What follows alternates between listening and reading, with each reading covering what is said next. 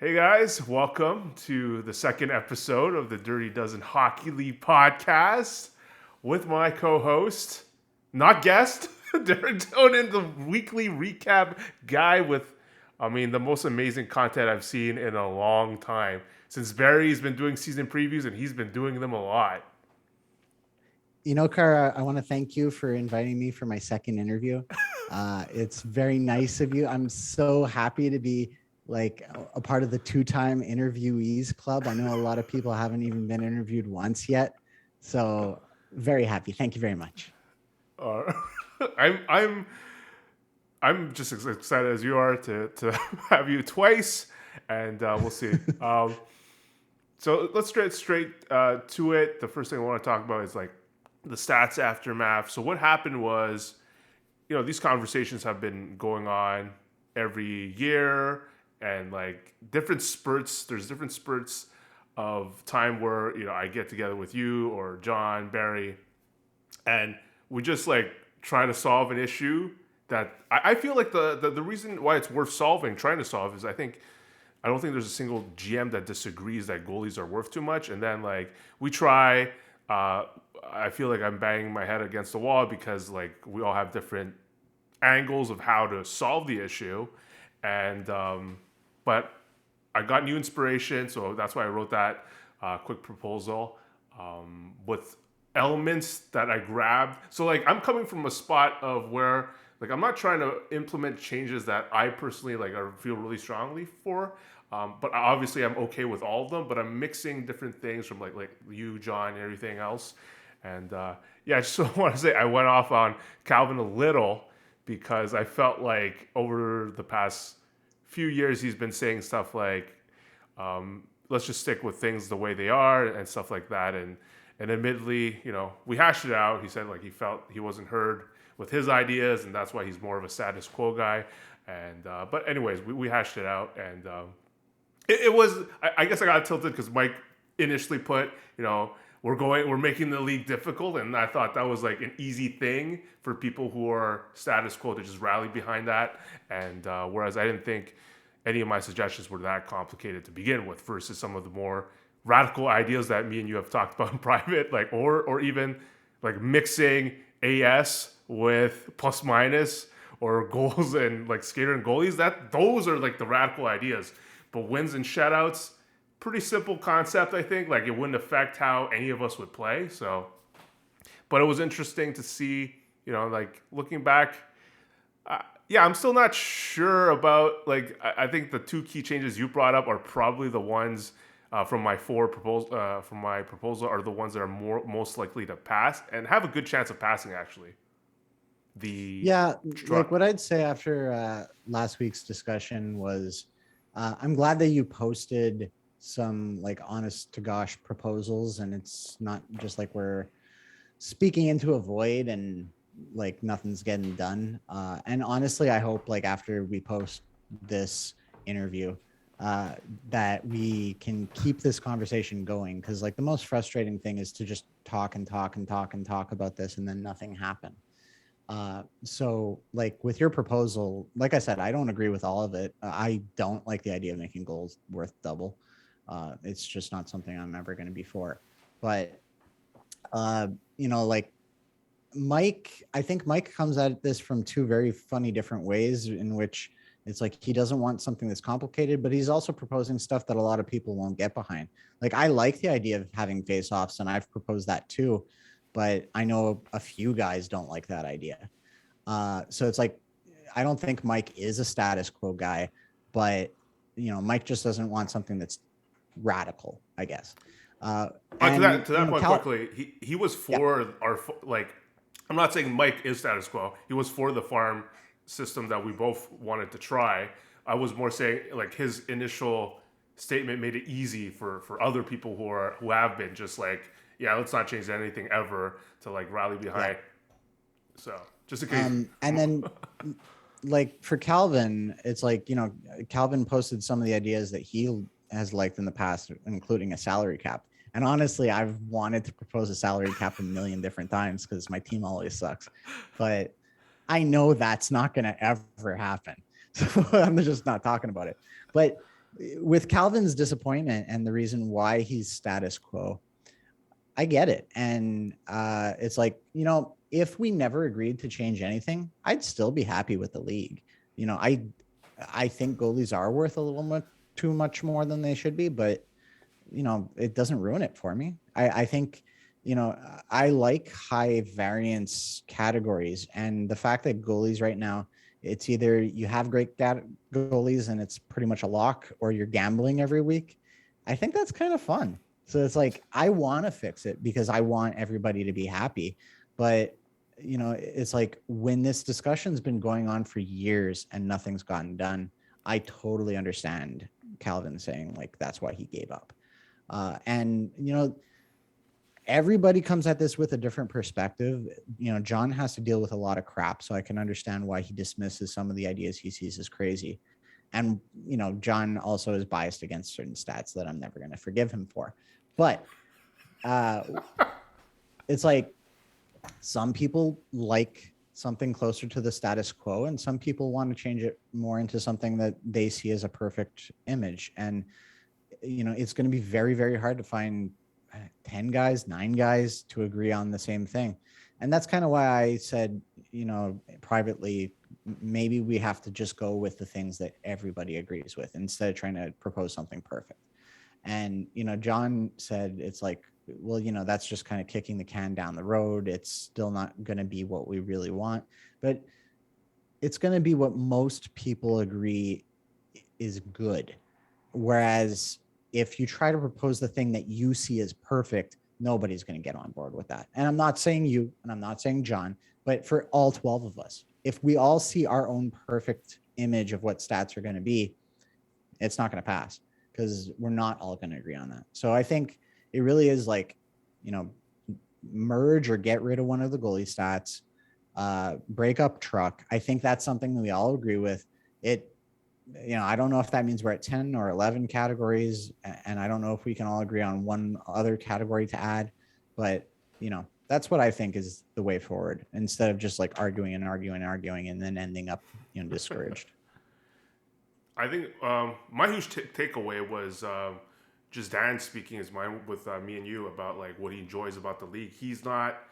I think for me, it's like making sure that the league caters to as many different styles or types of the current GMs that we have, and we don't want to take away any enjoyment from that. Like Dan's not interested in like these like he has fun not doing these crazy real rebuilds and just completely tanking. He wants to be competitive, even at a disadvantage year in year out, and we got to be we we got to keep that in mind. And for goalies, I think it's easy for some people like myself, when I've had good goalie luck, to dismiss the importance of reducing the importance of goalies, because I've seen some GMs have stuck with us throughout the times, but it can be frustrating when I see like the state of your goaltending, the state of Dan's current goaltending.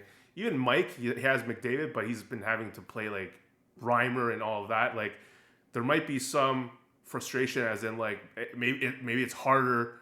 You can tell them, oh, okay, you got to draft goaltending, but like, come on, it's gonna take forever. So it's like we don't want a team to take forever to enjoy having a good goalie team. Like I'm looking at your keepers. It's like are you gonna keep 12 skaters next year? Maybe you keep Vanacek and pray. It's like, is that enjoyable to have to, be at a huge disadvantage next year as well? Like in all likelihood. So I think about that stuff. Well, it's like I said, like, when you're in the basement, you start writing and filming weekly recaps to stay entertained. And I've found a lot of enjoyment in that. But like, you're right. Like, and Dan is right. Like the league should be enjoyable regardless of where you are in the standings. Like you should feel like you have somewhat of a chance up to the mid-season point. Like we're not at the mid-season, and I know I'm not making the playoffs. But like, if you're really invested, then you should be watching free agency. You should be watching the waiver wire. You should be, checking which backup goalies are doing really well, because they might be starters next year. And like, that's what I'm doing right now. Like I'm probably dropping a goalie every week, trying to find the one guy who's going to stick. but not everyone wants to do that either. So it's like, how do you find that happy middle? Is it reducing the importance of goalies? I don't think so, because like if we say goalies are going to be worth 2 categories instead of 4, it's still 2 categories. And then you still have to have great forwards and, be able to fill out the rest of the categories. Like, truck and plus minus aren't really pure offensive categories. And even if, you have a great bunch of forwards, they might suck at those 2 categories. So it's like, if now goalies and plus minus and truck are worth 4 out of 10, you have to be great at 6. And those are the hardest 6 to build. Like, if I have the worst goals and assists and special team points and those kinds of things, I can't build that up for next year. It takes years. Whereas you can get lucky and pick up a goalie who's going to be great for 1 year. So I think that keeping goalies worth a significant amount actually improves the parity of the league. Whereas, like John was saying in our private chat, he wants people to have to build a great team through hard work and scouting and drafting, and that is worth something. And maybe it's worth 5 or 6 categories out of 10. I don't think it should be worth 8 out of 10. Yeah, I can see that point for sure. One idea I wanted to, again, like I like how you categorize them as barrage ideas. I'm just throwing it out there. It's not what I'm behind. Like one of the things that we're doing in the work league I'm in is because they limited the amount of goalies that you can hold per team. And would that be something that you think would be beneficial to sort of level the playing field here? Like you can only have 3 goalies or 3+1 being in your farm. Why are you smiling at this idea? Well, I already promised Calvin that I would never get behind limiting goalies when he said he was going to keep like 6 goalies or something ridiculous like that. But like, to be totally serious, I think if you're going to do that, especially with the state of goaltending in the league now, where every team has a 1A and a 1B, I mean, I would say either you're only allowed to keep 2 or 1. And that would be to free up as much goaltenders to draft as possible. Sorry, Derek. The Yeah. concept was you're only allowed to keep, not keep as in keeper, as in Okay. hold during the season was what I'm saying. Like in my league, you're Ah. only allowed to have, in the work league I have, you're only allowed to have 3, so that So I went a step too far by saying you can't even keep more than. I mean, I guess maybe no, yeah. The concept was like people to stop goalie hoarding, right? It was like, Yeah, like what Calvin's doing. I mean, he's the thing is like none of his he shouldn't actually feel bad if this rule was implemented, because let's be honest, his goalies aren't worth anything. Like the ones outside Gibson and Hellebuck, like it's like it's not going to impact him. What's going to impact would be people who actually have like 3 or 4, and they would have to make an important decision, and that would level the playing field. But like, do we want to do that? I don't know. Like, I think in the state of our league, you have to at least let guys have 3, because if someone goes down to injury, you want to have a decent chance of having a backup. You don't want to have to pick them up on free agency and then drop one of your guys.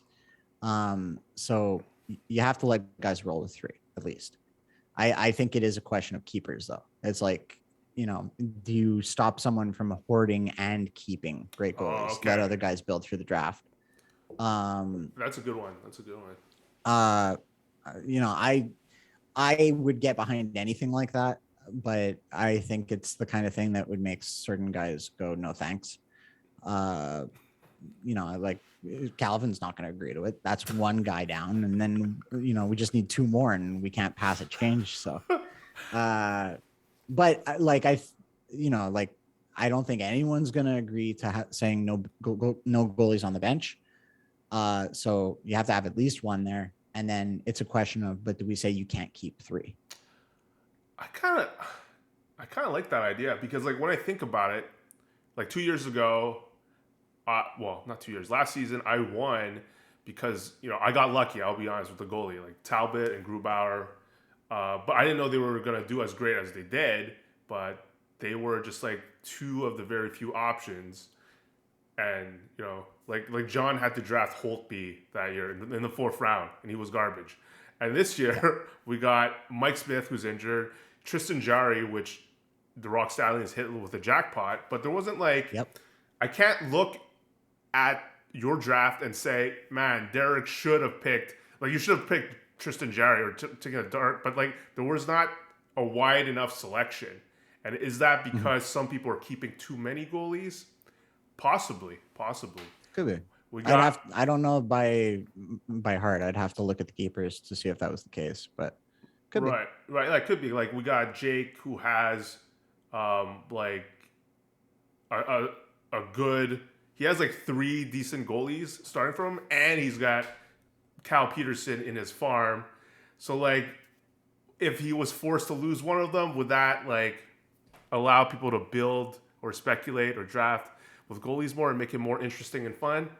I think I think we might get some people around it. Like you're making me think maybe, yeah. I don't know. I'm just spitballing. I'm not Yeah. saying it's a proposal. I mean, if Calvin wants to keep like Anton Forsberg from the Ottawa Senators or like all these like guys who are maybe this like Senators are decent this year, but like maybe they become something. But I'm just saying, as of now, you can grab any of these guys. Like there's a lot of typical guys you could draft that are around that level of speculation. Yeah. But yeah, I mean, I hope that gives people some food for thought. Let's get into the second topic of this show, which is trading, how we approach it, and usually me and you, we've talked about our trading experiences, and I've tried to roast people a lot about their generic and vague trading blocks where they're asking for upgrades, and it's like, of course, like you want what kind of upgrades you want? You want upgrades for your players, your picks, everything. And sometimes it's usually some GMs offer these 1-for-1 deals where it doesn't really make sense for me to do, or like I'm competing. They're asking for Mitch Marner or Barkov or a lot of my elite guys, and like it's not like they're doing bad. They're not struggling, and I think I can see an argument if I have an elite player that's struggling or out for the season, which has happened with me and Gabi, where I traded Jake Gunsel, who's killing it, but he was out for the season. I traded him for Brian Russ, winger from the same team, who was also doing great, but older and probably doesn't have the same goal scoring upside. And that type of deal made sense. But I think some GMs, they just throw a lot of trades that don't make sense. And I'll finish by saying how easy it's been to deal with my deals with Mike and Dan, where basically they've been playing one goalie and a second goalie that is not even, we wouldn't say bad, that they're praying plays a single game. Like you have that experience. That's me. That's you too. So it's like, it's easy. I mean, they're in the middle of the pack, and it's like, okay, Jonathan Quick has actually played more games than Cal Peterson. I don't know if people realize that. And Braden Holtby, before he got injured, was the Dallas Star starter. And, he's doing a lot better than when John drafted him when he was playing for the Canucks. I drafted him in the fourth round. But Holtby is actually playing for a decent team, and he was a starter before he got hurt. And he's putting up great numbers that articles are saying, hey, maybe it's a resurgence. So Dan's like, okay, I'm willing to plug that hole. And then I'm like, Pietrangelo actually is a defenseman that improves my team somewhat. He's no Shea Theodore, but I'll take him. And that's how deals are made, just like obvious needs from both sides. Those are the easiest trades to make, when it's really obvious what each want. Well, like first I have to say, like, I don't have much experience as a buyer. I I think I'm like one of the biggest perpetual sellers of the league. Like even 20 years ago, I think maybe I was getting to be a playoff bubble team by the time I left the league, and now that I'm back to being a seller again. So, I don't know what you buyers have to do. We're at But year 17. Let's be clear. We're not 20 years yet. You're season 17. Yeah, okay, we're close. We're getting old there, Car. But like what I'd say though is, like perspective of a seller is I got no chance this year. Who are my keepers? Who can I sell? And the most frustrating thing is when a buying team comes to you and says, I want one of your keepers and I'm going to give you jack shit for it. Like, honest to God, I've had proposals for Huberto. I've had proposals for Lindholm.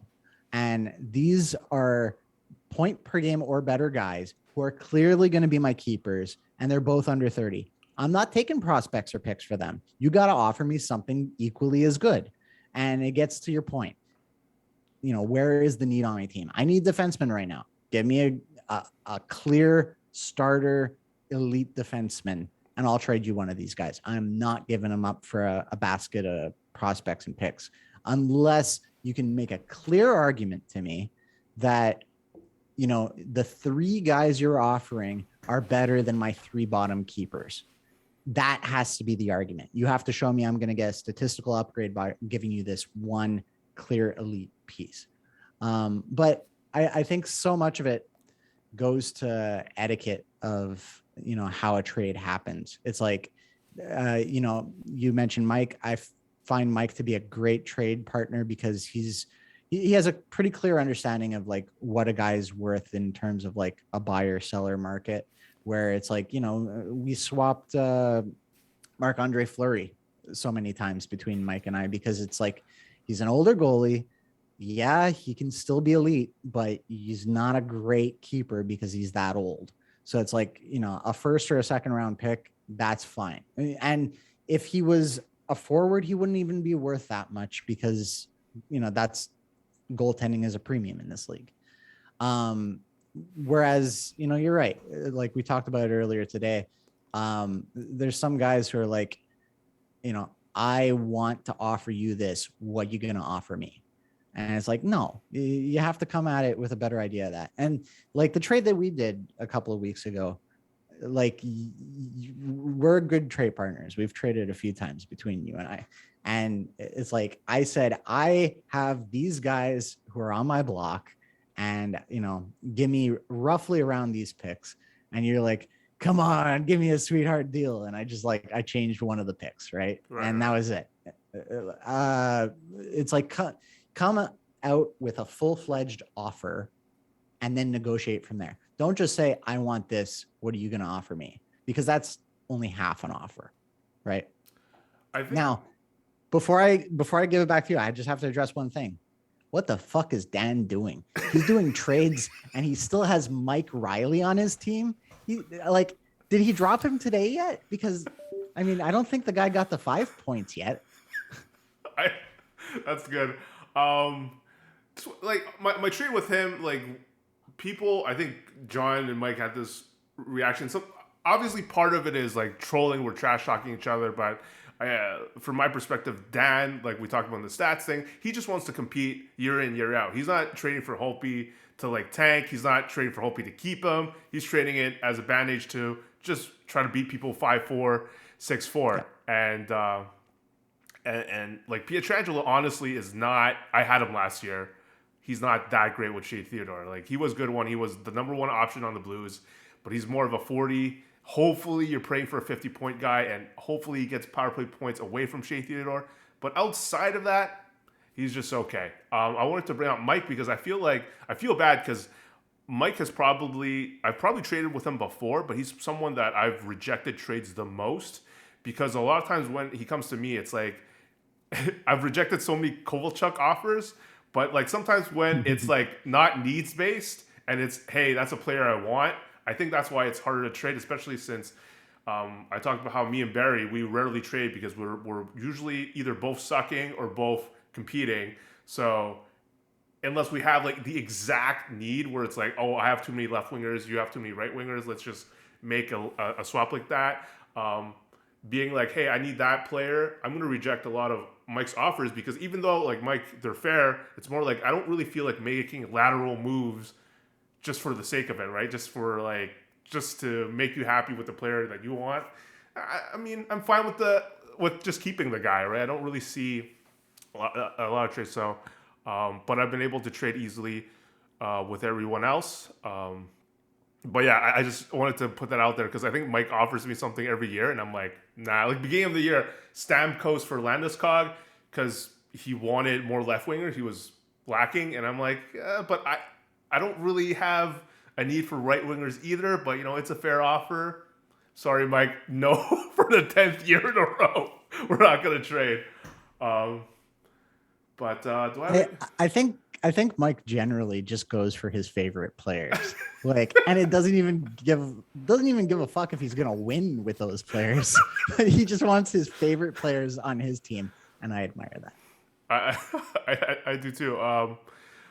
But outside of that, I mean, yeah, it's just a lot easier when there's a clear need on both sides, and I just think like people need some GMs need to consider that when they're offering. I think the common thing that I've seen where someone's saying, "Oh man, I'm going to offer you all these pieces," and in real life, we say the team that gets the best player usually wins the trade, and because they don't consider the second and third, fourth player that they're giving you, are they actually better than the people that you currently have on your team? Like to your point, the bottom of your keepers. It's like sure you're offering more assets, but they actually have to be significantly better than the people that they're replacing on my team. And I think some people like miss that part from the perspective of the other team. Like, Yep. humble brag. When you look at my team, it's like you're gonna give me someone that's like 15 points in 20 games. Sure, that sounds good on paper, but my whole team is that of those guys, right? Like, my worst guy is that guy. So you're not giving me value when you're offering me someone that's like a 60-point guy that I already have riding my bench. Um, Yep. It's like, if someone really wants to get Huberto off me, like Huberto is projected for what, like 90, 95 points this year. It's like, okay, so then the next best guy on my team is going to get like 80. So I'm losing 15 points right there. And then I'm going to have to bench however many guys to play the guys you're trading me. Am I going to make back up that deficit with the right. guys you're offering me? And if I'm not, then, what's the argument for me doing the trade? Are these guys like young, promising prospects that maybe we'll do it next year? And then, why am I trading a guaranteed elite guy for a couple of prospects? And I showed you the list from the Athletic, made from Dom, like a guy that I respect highly, and you can see how hard it can be just to get one or two pieces, multiple pieces in that top 30 list.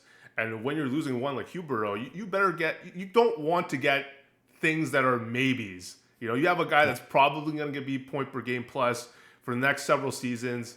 You want to keep that as part of your cornerstone, in my opinion.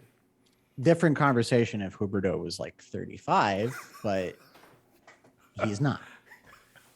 Um, yeah, I just want to quickly mention. I mean, to give Barry his roses, I guess for being so consistent. I think out of everyone, at least he's in my top, at worst, top two best traders in the league in terms of not being controlled in keeping assets, whereas like I'm more likely to just throw all my picks out the window to try to Yeah. win. I think he's been able to just be consistent because he doesn't want to. He never overpays for. Rarely overpays. Like when we joke about Blaze offering Alec Martinez, and Barry was unwilling to budge from where he thought he was because okay, let's finish with this because of how Derek uses it's not private knowledge. Like I talk with Derek all the time, that he uses the fan track score in our trades to like really um, gauge how much a player is worth. And then, we had a private discussion where it's an okay metric. It's like a good shortcut, but it overvalues outlier things like game-winning goals and stuff like that. It tries to view every category sort of equally, so it might overvalue things like plus minus game-winning goals and things like that. But I think it's a okay shortcut to see some potentially undervalued players. But I think you were like, this is freaking genius. So I got to hear I this. think I think he's a genius. Well, I think you first have to understand what that Fantrax score is, and you're right, it is a shortcut. It's like Fantrax. I googled it because I was so curious to see how they freaking calculate the thing, and it's a proprietary algorithm but they say on Reddit and everything, like it's calculated based on your own league stats, Yeah. right? And you're right, like stuff like game-winning goals, special team points, truck probably are, they're it's probably just a rotisserie score for players, right? And when I was looking at it with all players, goalies were valued extremely high, and that's probably because our stats put goalies at such an importance, right? Now, where I think there might be an element of genius there. I don't think you should ever use that score category to decide your keepers, because game-winning goal is such a fucked up stat for that kind of decision making. But if you're a buying team, like if I ever get to that status of being a buying team, That's so I good. I think that looking at score as a way to decide, is this guy going to help me this year? I think that's where it could be super valuable, Okay. because it's like, if I'm trading, a first round pick, am I picking up a guy whose score is going to be at the level of nearly my keepers so I can push and become a championship team? That's the only way I would seriously use it. And, a little bit of shorthand for picking up free agents and whatever. But in terms of actually valuing like your keepers, your core, I don't think it's that valuable. Okay. Okay.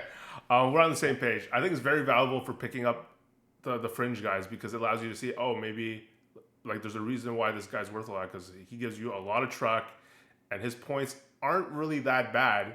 So you might want to go with those guys. But like the reason me, Barry, and Derek had this debate about Martinez is like he was on Vegas and like plus you generally have really high plus minus when you're with a good team, but it's like it's still very high variance. Like some crazy plus minus guys aren't going to continue to keep having them. So it's like I take it with like I said, it's just a shortcut. It tells me he's probably going to help my team, but I'm not going to put him um, with the likes of the other stuff that I had. And I think the point I brought up was that you want to make sure that you sort of adjust the score by how hard it is to get what they're good at. So what I mean by that is like it's harder to get a 30 goal scorer than someone with 200 truck or 100 truck. Those guys exist everywhere in Exactly. players available. So you have to adjust that slightly based on like the categories that they're good at. Well, and like, going back to, John talking about how you should build a team and how you should draft a team, like, I don't think anyone should ever draft a team around truck, at least on the current meta of our league, because anybody can pick up a goon defenseman who's going to give you 300 truck in a year. Whereas you can't pick up a 40 goal guy.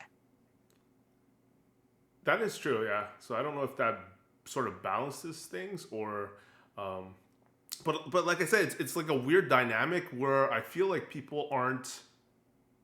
we're not at this equilibrium where people aren't exploiting that yet. Like I said, like if people like Dan, we love Dan, but the Mike Riley example, it's like he should probably drop that guy for a goon to reclaim his truck crown, right? So there's a lot of, Yeah.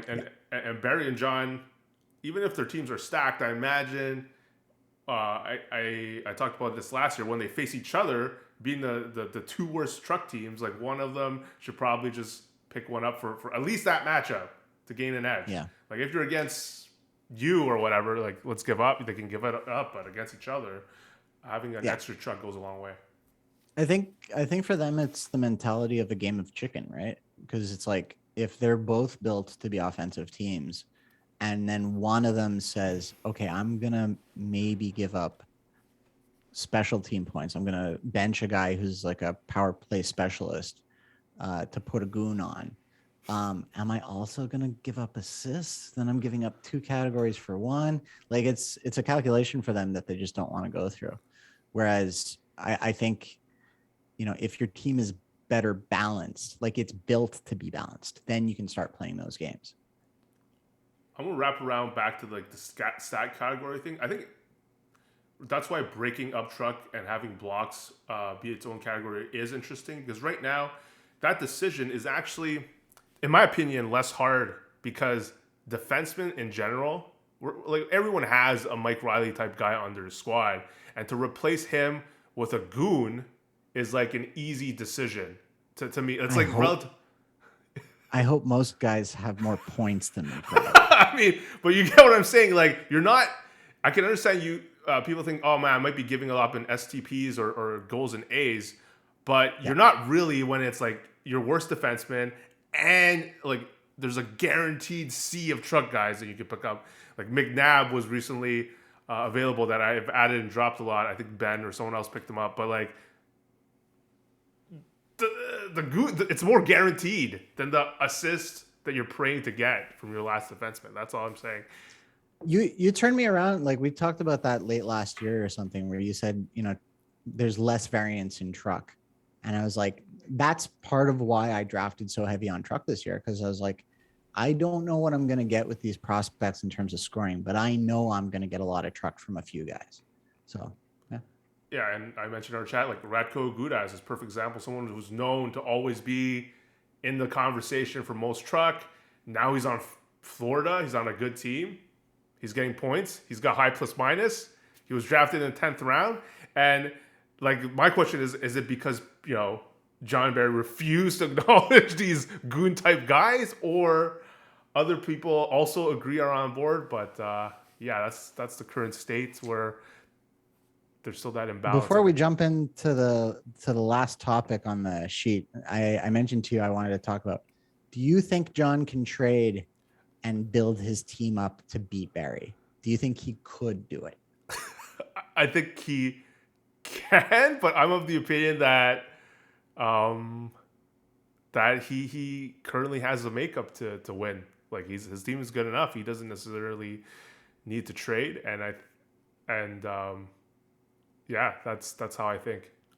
So I took a look at the stats, and I don't have them open in front of me because it was on a different laptop. But he's averaging about 5 goals less a week than Barry. He's behind in most of the offensive stats, really. And I didn't even take a look at goaltending because you never know what's going to happen in goaltending in a week. But it's like, if he's behind by about 5 goals, a couple of assists, special team points, it's like, it would be hard. But I think he could improve a couple of guys on his team and then, change the balance to some degree where he could make a move on truck. I think it's possible, but, and I say this as a dare as much as anything, I don't think he's willing to pay the price. I think he's honestly too cowardly to make the moves he needs to make to win this year. I think he's still looking at it like, well, last year he goes, well, fuck, Carr's going to win for sure. So he doesn't do what he has to do.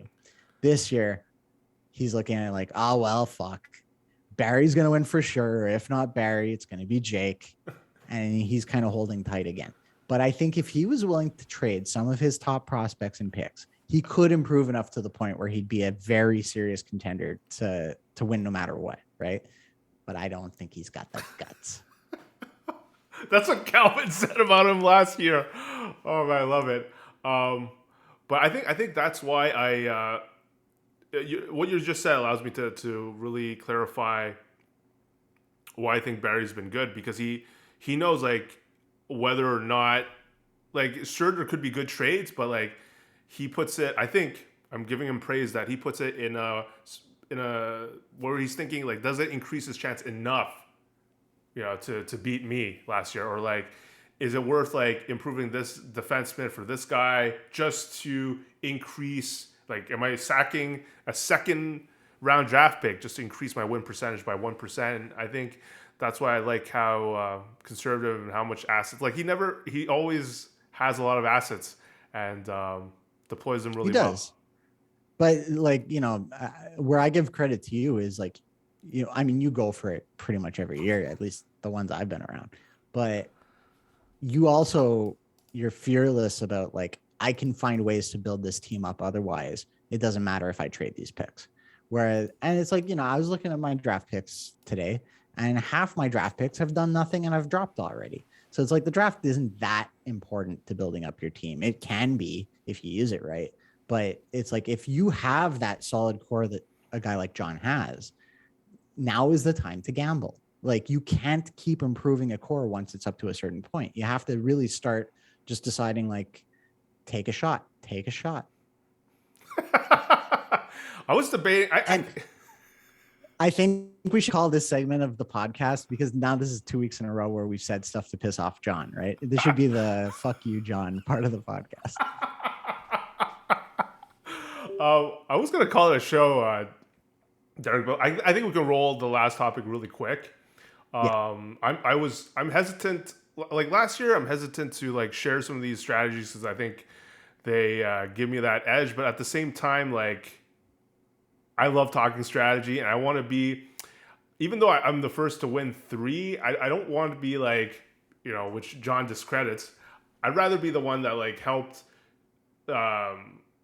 produce these light bulbs in your head when I talk about these strategies. Like when you talk about like, I showed you like D's with truck might be, less variance, more valuable and stuff like that. I'd rather be known for like a lot of these strategies because like in our best GMs of all time talk, like Jake and Barrett, well, Jake specifically would be like, KYT can't be, Carr can't be one of the top GMs. He goes for it way too much and doesn't always do it. So I want to be like, inspire strategies, I guess, so that you're like, I credit Carr for helping me go from like a basement team and possibly a contender.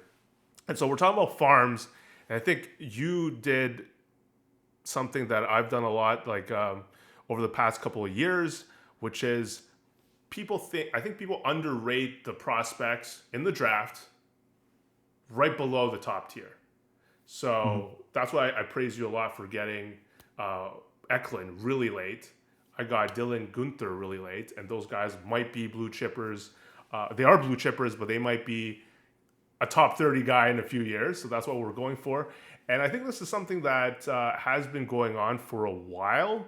And I wonder if it's a factor of people keeping the ones that they drafted for too long, or they just ignore. And it's not, okay, I'm saying a lot of things. It's not a question of me being a better scout. Like, I'm just saying we look at the same websites that show like the top 10 prospects in the league. I'm not doing any special. I'm not watching these players. I'm looking at many websites that say these are the top 10 fantasy prospects for the next couple of years. And so I look back at all a few years. So I'm going to, again, humble brag here, go through a handful of picks that I've had. So in 2014, starting with 2014, William Nylander in the 6th round. 2015, Mitch Marner in the 11th round. 2016, Clayton Keller in the 15th round. Next year, 2018, Kaprizov in the 16th. 19, Byram in the 11th. Just last year, Trevor Zegras in the 6th round. And all of these guys I either kept or traded for assets. Obviously, Zegras I traded because I had too much. I wanted more room in my championship run, so I had to give him up. And now he looks like he's going to be the best player on the Anaheim Ducks. But the point is, like a lot of these, like the top 5, like a McTavish that you drafted in the 3rd. I mean, I feel like it's a good spot. Some people might draft him earlier, but again, maybe you could have got him even later, right? Like you got Eklund really late. So I think people are missing out on these like key guys really late was my point in this segment. I'll tell you, like my preparation before the draft this year was I looked at the draft class and I analyzed what kind of players were being drafted by each team. Like what were they looking to improve? And was that something I wanted to improve? Whoa. Like that's more prep than me. Well, like, I think John was joking about somebody should have drafted Owen Power. And like, I looked at Owen Power. Owen Power did not look like the kind of guy I needed.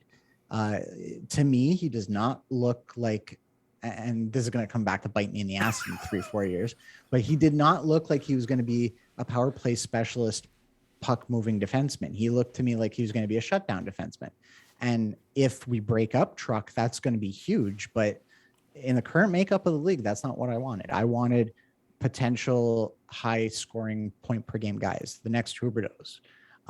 And, based on what I was reading about Eklund and McTavish, that's what I was seeing with them. They were guys who are going to be very important to the offense, and that's what you know, that's the hardest thing to improve in the league. So that's why I went for them. Um, Now, what you were saying earlier, and I think this is important for editing the podcast. We should add a counter of how many times you humble brag, because it's like, oh, 3-time champion. Oh, let's look at my draft Let's go. class. Come on, man. You have to be in control of that counter. Yep. But yeah, I read, like, I was upset that you had got Eklund late. Like, he was someone I was targeting. Like, I read an article that said he was someone rated it as their number one fantasy prospect of the draft, and you got him Yep. super late. And he has the potential, I rolled off my humble brag picks, but like he has the potential to be in that class of blue chip, like top 20 fantasy type players. So to get him that late, to look at a lot of, he's worth more than Calvin's farm of goalie prospects. So, to be able to get him. Like when there's the Ovechkins, the Crosbys, and the McTavishes, everybody in the league knows about them, and everybody's going to try to go for them early, right? But it's like, I got Askarov in, I think, the first or second round. I don't remember exactly, but for me, that was just a clear calculation of I need a future elite goaltender, and this guy's got great reviews, so I don't care how early I need to go, I'm getting him. And then I recalculated a little bit for this draft, going for McTavish and Eklund when I did. Like McTavish, I went early just because I had 3 picks in the first 2 rounds. And then I waited for Eklund because I'm like, okay, I already got 1 blue chip prospect. I can wait. And I did. And, it was just at that point, it's like, okay, well, I filled up my starting positions. I'm going to pick another prospect before I fill my bench. And that's all I did, really. Like, there wasn't a whole lot of thought about it. But then, if you don't mind shifting the conversation to the prospects we hold versus the ones we burn, either by trade or dropping or whatever. Like, I'll tell you, and here's a secret for the league. I'm not sure about Morgan Frost. I might keep another guy instead of Morgan Frost. I'm with McTavish and Eklund. I kind of trust them. I'm not looking at them that hard yet, but like Morgan Frost got sent down to the AHL to start the year because he didn't impress enough in spring training. And then I was following what he was doing in the AHL to see, like, is this guy really going to do anything? And now I think he's back up with the Flyers now. And it's like, okay, maybe, but if he doesn't, like, the guy's getting up there. He's what, 25, 26 now? I don't think he's that old, but maybe because you've had him for a while. But maybe, but I'll open it up fast here. But at that age, I can probably pick up a better prospect right now and figure out a better way to use my farm rather than hope and pray I'm going to have a guy that's going to be a borderline keeper. Right. I think it's a challenge. Oh, you're just looking at. I'm like, what are you looking at? He's only 22, Derek.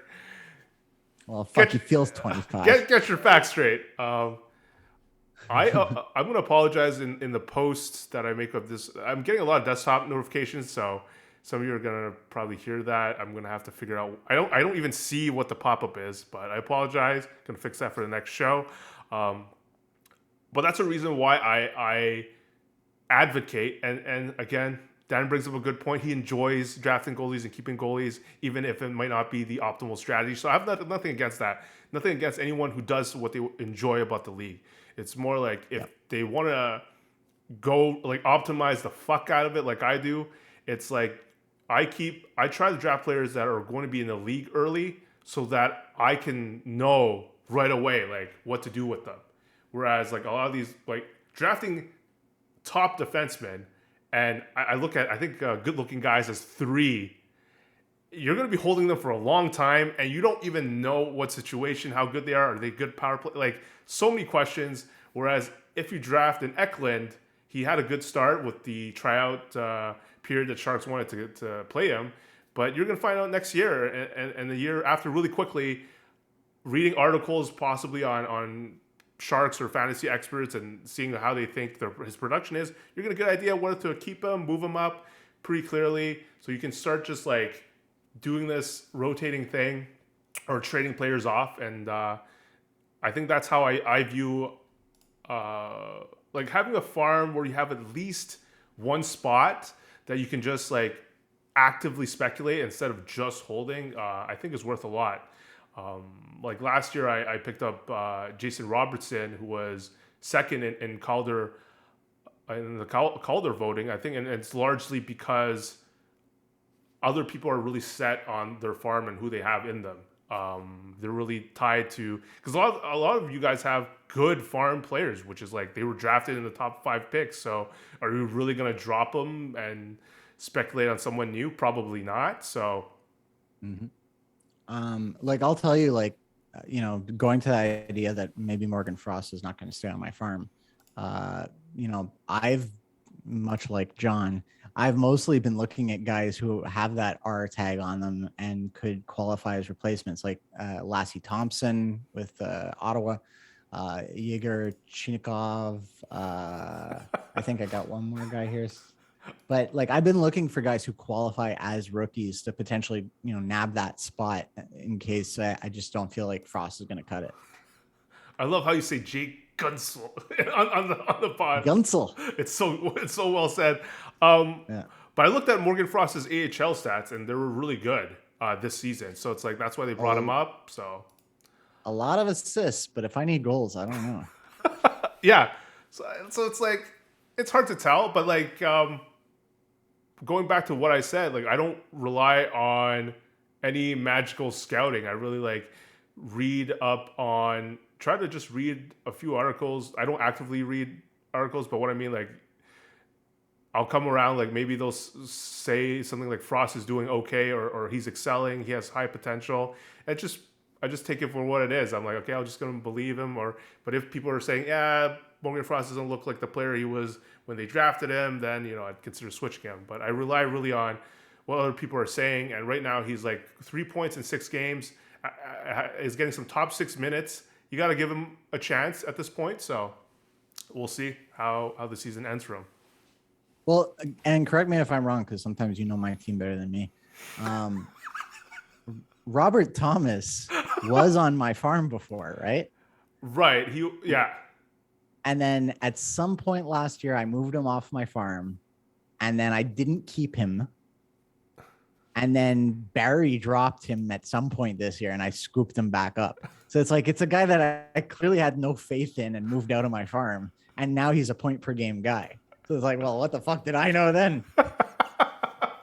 He had potential but he actually had 42 points in 66 games a year before. And a lot of people still like things I were reading, like he was potentially going to break out at some point. And fortunately for you, he did right now. So super happy for you to have a surefire keeper at this point. Thank you. Thank you, Barry. I guess we'll wrap things up. I don't think maybe Barry will keep this on until the end of the show, but I don't know anyone's going to make this through. If only 23, 24 people watch your recap, and we know 20 of those views were mine. So yeah, unlikely this is going to get much views until the end. But if you made it this far, please message us and let us know. It's probably going to be you, Barry. That's my bet. Thank you for having me on again, Car. If you want to have me on for a third interview, I'd be very happy to do it. You might want to invite some other guys, though. I feel like they're feeling a little left out. So, I understand if you don't have me back next week. I'll think about it. All right. Thanks for watching, everyone. Ciao. Bye.